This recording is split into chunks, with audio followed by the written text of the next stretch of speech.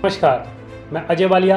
स्वागत करता हूं आपका अपने इस programme the Ajay Walia show में। संसद में अभी 4 दिन पहले हाथ में संविधान लिए हुए नवनिर्वाचित सांसद चंद्रशेखर आजाद ने जब अपने पद की शपथ लेने के बाद सारे सदन को नमो बुद्धाय, जय भीम, जय भारत समेत अनेक क्रांतिकारी नारों से गुंजायमान किया, तो किसी सांसद ने तंज कसा कि पूरा भाषण ही दोगे क्या।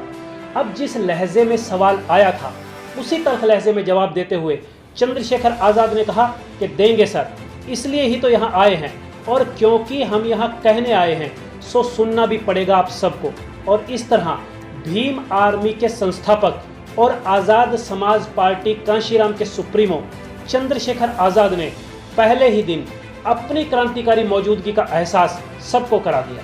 उल्लेखनीय है कि चंद्रशेखर आजाद ने नगीना लोकसभा सीट पर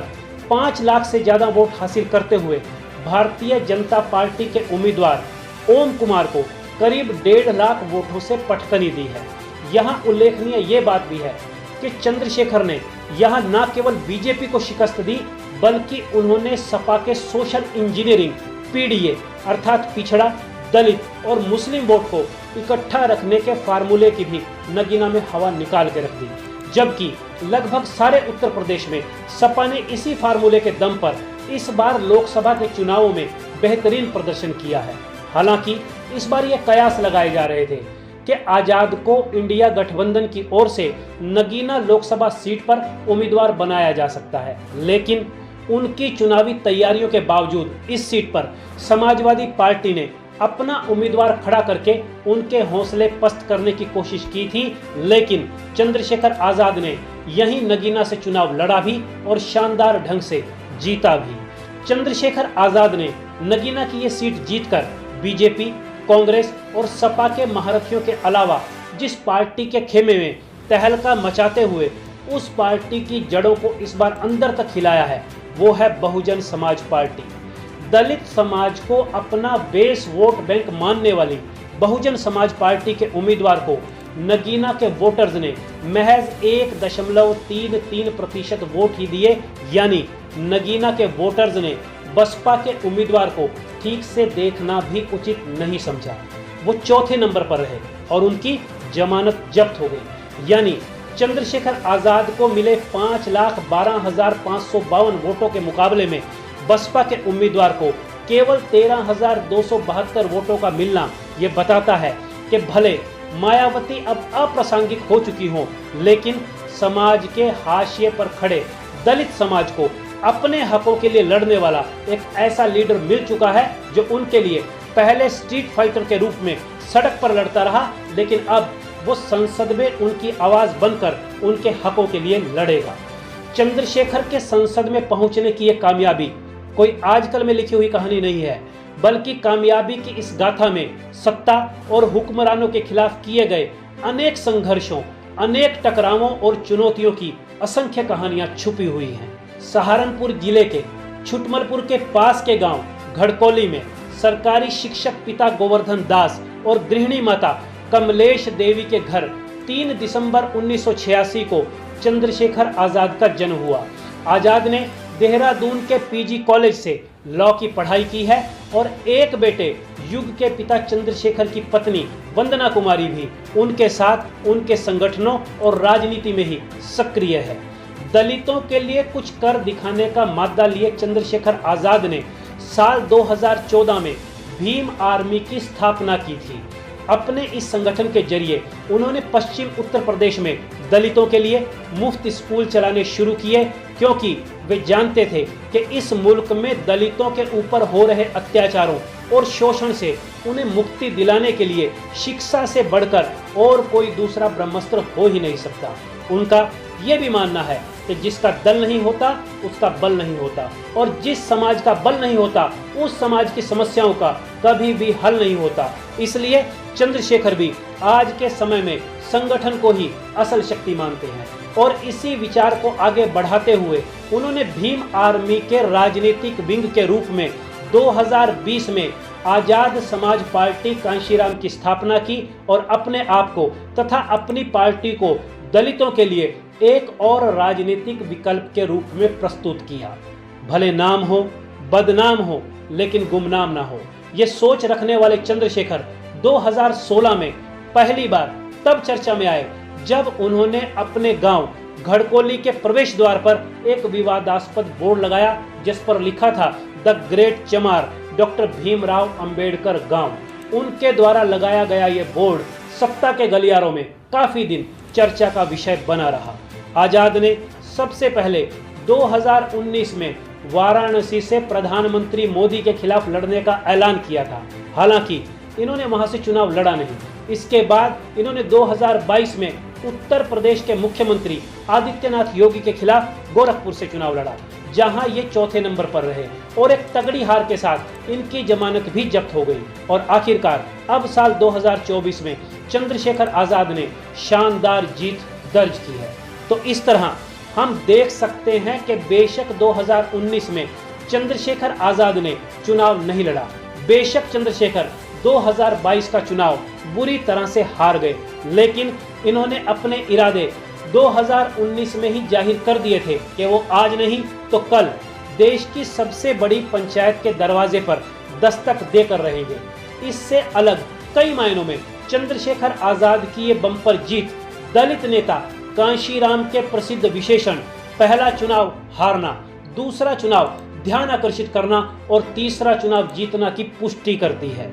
नगीना में चंद्रशेखर के लिए इस बार 5000 से ज्यादा कार्यकर्ताओं ने सोशल मीडिया से लेकर जमीनी स्तर पर मेहनत की। चंद्रशेखर और उनकी इतनी बड़ी टीम ने नुक्कड़ सभाओं से लेकर बड़ी जनसभाओं में यह बताया कि वो नगीना के लिए क्यों जरूरी है। आजाद ने नगीना में घर घर जाकर चुनाव प्रचार किया। उन्होंने संविधान को मुद्दा बनाकर दलितों के आरक्षण तथा मुस्लिमों के अधिकारों की अलख जगाते हुए दलितों और मुस्लिम वोटरों को अपने पक्ष में लामबंद करते हुए लगातार रोड शो किए। आजाद ने दलितों और मुसलमानों को मिलाकर एक ऐसा समीकरण बनाया जिसका तोड़ न तो भाजपा के पास था न ही सपा के पास, जबकि सपा को समस्त उत्तर प्रदेश के मुस्लिम वोटर्स का एक तरफा समर्थन हासिल था। लेकिन नगीना में मुस्लिमों ने आजाद को ही एक बेहतर विकल्प माना। नगीना में चली चंद्रशेखर आजाद के समर्थन की आंधी से प्रभावित होकर चुनाव से ठीक पहले बसपा के कई नेता भी उनके पक्ष में आ गए और आखिरकार चंद्रशेखर आजाद ने एक शानदार जीत दर्ज की। चंद्रशेखर आजाद ने अपनी चुनावी जीत के लिए जरूरी कई बातों को अपनी चुनावी रणनीति का हिस्सा बनाया। राम मंदिर और अयोध्या के इस दौर में उनका यह चुनाव कहीं राम और रावण के मुद्दे पर ही ना बट जाए, इसके लिए इन्होंने अपने सरनेम से रावण हटाकर आजाद शब्द लगा लिया। बसपा के बेस वोट बैंक अर्थात दलित समाज को अपने पक्ष में करने के लिए उन्होंने अपनी राजनीतिक पार्टी एएसपी यानी आजाद समाज पार्टी को आजाद समाज पार्टी कांशीराम कहते हुए दलितों को सिंबॉलिकली ये मैसेज भेजा कि वो किस समाज के लिए राजनीति करने के इच्छुक हैं। चंद्रशेखर आजाद ने नगीना लोकसभा के कई खिलाड़ियों के करियर को गति देने के लिए उनकी आर्थिक स्तर पर भी मदद कराई, जिससे युवाओं के बीच वो खासे लोकप्रिय हुए। इसके अलावा लोकसभा चुनावों में अपनी जीत का खाका खींचने से पहले आजाद ने अपनी पार्टी के कई कार्यकर्ताओं को जिला पंचायत के चुनाव लड़वाए और जितवाए। पंचायत चुनाव में उनके कार्यकर्ताओं को मिली जीत ने उनकी आगे की जीत का एक ब्लूप्रिंट तैयार कर दिया। चंद्रशेखर आजाद जहां लगातार बीजेपी पर हमला बोलते रहे, नरेंद्र मोदी का कट्टर विरोध करते हुए वो नजर आए, लेकिन दलित और मुस्लिम वोटर्स को लुभाने के लिए उन्होंने कभी भी मायावती पर उस तरीके से हमला नहीं बोला जिस तरीके से वो नरेंद्र मोदी के ऊपर हमला करते रहे। दलित और मुस्लिम समाज में मायावती के लगातार घटते जनाधार के बावजूद कभी भी उन्होंने मायावती के प्रति सार्वजनिक मंच से कोई तल्खी नहीं दिखाई, जबकि ये बात भी किसी से छुपी नहीं है कि चंद्रशेखर ने कई बार मायावती और बसपा से जोड़ने की कोशिश की, लेकिन मायावती ने कभी भी चंद्रशेखर को कोई तवज्जो नहीं दी। मायावती के संबंध में अपने शब्दों का चुनाव उन्होंने बड़े ही सॉफ्ट तरीके से किया, क्योंकि वे अच्छे से जानते थे कि बसपा के हालात कुछ भी हो जाएं, लेकिन मायावती और बसपा के समर्थक आज भी बड़ी संख्या में मौजूद हैं। इसलिए उन्होंने अपनी रैली के भाषणों या मीडिया साक्षात्कारों में कभी भी मायावती पर सीधा निशाना नहीं साधा, बल्कि अपने भाषणों को बाबा भीमराव अंबेडकर, दलित नेता कांशीराम की विचारधारा, संविधान और दलित समाज के अधिकारों की लड़ाई की ओर मोड़ दिया। और इसका उन्हें फायदा भी हुआ, क्योंकि वे मायावती के समर्थकों की नजरों में अच्छे बने रहे और इसके चलते वे मायावती के वोटर्स के वोट भी हासिल करने में कामयाब रहे। लेकिन हाँ,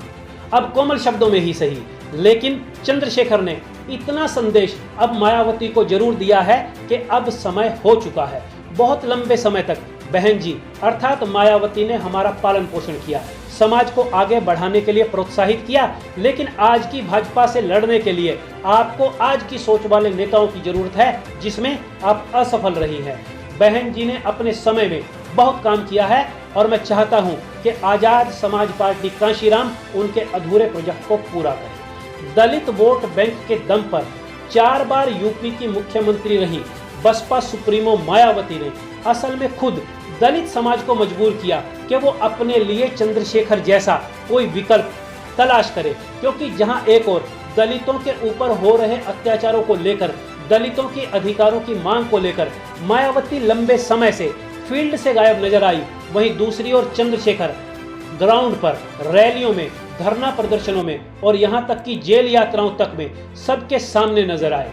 दलित समाज इसी बात के चलते मायावती से नाराज हुआ कि जिस प्रभावशाली तरीके से चंद्रशेखर आजाद ने उनके लिए आवाज उठाई है, मायावती नहीं उठा रही है। दलित समाज के लोगों ने गहराई से इस बात को महसूस किया कि सांप्रदायिकता, धार्मिक उन्माद और आरक्षण के सवाल पर जहां मायावती चुप रही, वहीं इन सब मुद्दों पर चंद्रशेखर बड़े आक्रामक और मुखर होकर के सत्ता से जवाब मांगते रहे। यही कारण है कि अब मायावती दलितों, पिछड़े, अति पिछड़े और अल्पसंख्यकों से अपनी जमीन और अपना विश्वास दोनों खो चुकी है। दलित समाज के हकों के लिए किए गए आजाद के संघर्ष को पूरे भारत के दलित समाज ने शिद्दत से महसूस किया है। भीम आर्मी की स्थापना हो या आजाद समाज पार्टी कांशीराम का गठन, सहारनपुर के शब्बीरपुर दंगों में उनकी विवादास्पद भूमिका हो या CAA NRC का विरोध, दिल्ली में बाबा रविदास के मंदिर के विध्वंस का विरोध हो या सिंगू बॉर्डर पर 3 कृषि कानूनों के खिलाफ हो रही बगावत में अपनी भागीदारी, चंद्रशेखर आजाद की मौजूदगी ने दलित समाज के साथ साथ समाज के एक दूसरे बड़े हिस्से को भी उनकी तरफ आकर्षित होने पर मजबूर किया है। क्योंकि चाहे वो लखीमपुर खीरी में 2 बहनों के साथ हुए बलात्कार और उनकी हत्या का मामला हो या हाथरस अथवा अलवर की गैंगरेप पीड़िताओं के केस, इन सब जघन्य अपराधों वाले मसले में आजाद ने केवल ट्विटरबाजी या खोखली बयानबाजी नहीं की, बल्कि वे पीड़िताओं को न्याय दिलाने के लिए जनता के साथ लामबंद होकर बाकायदा सड़कों पर निकले हैं। अपने बेहद आक्रामक तेवरों के चलते उन पर 3 दर्जन से ज्यादा मुकदमे दर्ज है। राष्ट्रीय सुरक्षा कानून यानी रासुका लगाए जाने के चलते उन्होंने करीब 1.5 साल की जेल भी काटी है। जून 2023 में उनके ऊपर हुए जानलेवा हमले में उनकी जान भी जाते जाते बची है, जब हमलावरों की गोली उनकी कमर को छूकर निकल गई। लेकिन इसके बावजूद ना तो चंद्रशेखर आजाद के तेवर बदले और ना उनका आक्रामक शैली में संघर्ष करने का तरीका बदला। चंद्रशेखर आजाद ने अपनी हर गतिविधि को जमीनी स्तर पर अपने समाज के लोगों के बीच बैठकर ही अंजाम दिया। दलित समाज के लिए लड़ी जाने वाली उनकी लड़ाई के तरीकों से सत्ता पर काबिज हुए हुक्मरानों और अफसरों की आंख में आंख डालकर उनकी बात करने की शैली ने दलित समाज के युवाओं को इस कदर उनका दीवाना बनाया हुआ है कि असंख्य युवाओं ने अब उनकी तस्वीर को अपने मोबाइल के वॉलपेपर के रूप में लगा रखा है। उनके इन्हीं बागी लेकिन अर्थपूर्ण तेवरों के चलते टाइम मैगजीन ने 2021 में ही उन्हें दुनिया के 100 सबसे प्रभावशाली लोगों की सूची में स्थान दे दिया था। उस साल ये सम्मान पाने वाले वे अकेले भारतीय सामाजिक कार्यकर्ता थे। हालांकि खुद को केवल दलित नेता बताए जाने पर चंद्रशेखर आजाद नाराज होते हैं। उनका कहना है कि मैं दलित के रूप में पैदा जरूर हुआ हूँ, क्योंकि इस देश में जाति व्यवस्था है, लेकिन मैं सिर्फ दलितों के लिए लड़ाई नहीं लड़ता। देश में ऐसा कोई समुदाय नहीं है जिसके लिए मैंने लड़ाई ना लड़ी हो। इसके अलावा सिर्फ दलितों ने ही मुझे वोट देकर नहीं जिताया, बल्कि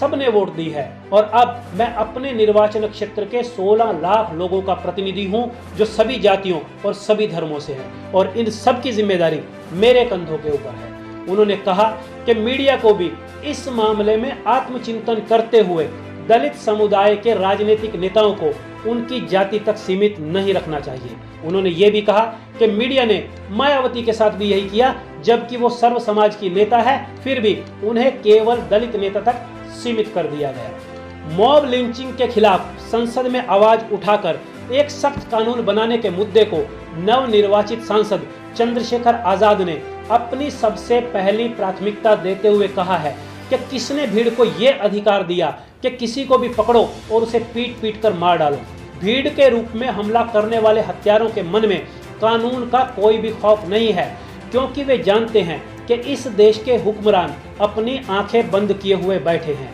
इस मुद्दे पर बेहद तल्ख तेवरों के साथ चंद्रशेखर आजाद ने कहा कि अब इस देश में भीड़राज और गुंडाराज नहीं चलेगा, क्योंकि यहाँ पर बाबा साहेब का संविधान चलता है। बहरहाल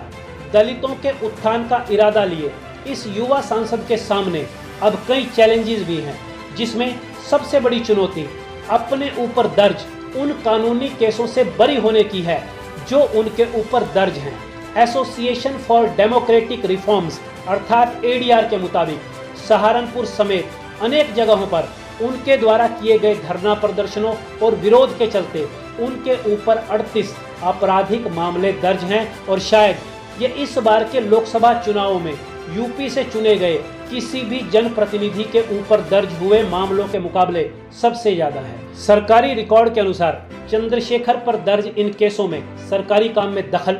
सरकारी अधिकारी को चोट पहुंचाने और हत्या के प्रयास व डकैती जैसे गंभीर आरोपों से संबंधित कई मामले दर्ज हैं, जिसमें से 4 अलग अलग कोर्टों में आरोप तय भी हो चुके हैं। तो यदि इन मामलों से किसी एक में भी चंद्रशेखर आजाद पर लगे आरोप सही साबित होते हैं और कोर्ट उन्हें 2 साल से ज्यादा की सजा सुनाती है, तो उनकी कुर्सी को खतरा हो सकता है। हालांकि कोर्ट ने उन्हें जमानत देते हुए ये भी कहा है कि उनके ऊपर लगाए गए आरोप और उनके ऊपर दर्ज किए गए केसों की चार्जशीट में काफी कुछ ऑब्जेक्शनेबल है। ये आरोप झूठे हैं और उन्हें साजिश के तहत फंसाया हुआ लगता है। चंद्रशेखर आजाद के सामने दूसरी चुनौती देश भर में अपने संगठन के विस्तार के साथ साथ बाबा भीमराव अंबेडकर समेत सभी सामाजिक महापुरुषों की विचारधारा को आगे ले जाने वाले सही लोगों को अपने साथ जोड़ने की होगी, जो दलित समाज के उत्थान और उनकी मुक्ति के मार्ग को सही ढंग से प्रशस्त कर सके और देश के साधन, संसाधन, उद्योग, व्यापार के साथ साथ सरकारी और प्राइवेट नौकरियों में वंचित वर्गों की भागीदारी को सुनिश्चित कर सके। इसके अलावा वे अब निर्वाचित होने के बाद अपने लोकसभा क्षेत्र नगीना के विकास के लिए क्या क्या करेंगे, सत्ता में आने के बाद क्या उनकी विचारधारा में कोई फर्क आएगा, या जनप्रतिनिधि चुने जाने के बाद वे एनडीए या इंडिया गठबंधन में से किसी एक के खेमे में जाना पसंद करेंगे। ऐसे अनगिनत सवाल है जिसके जवाब के लिए फिलहाल इंतजार करना ही होगा। तो आज के लिए इतना ही, जल्द मिलेंगे किसी और बड़े मुद्दे के साथ। तब तक के लिए इजाजत दें। नमस्कार।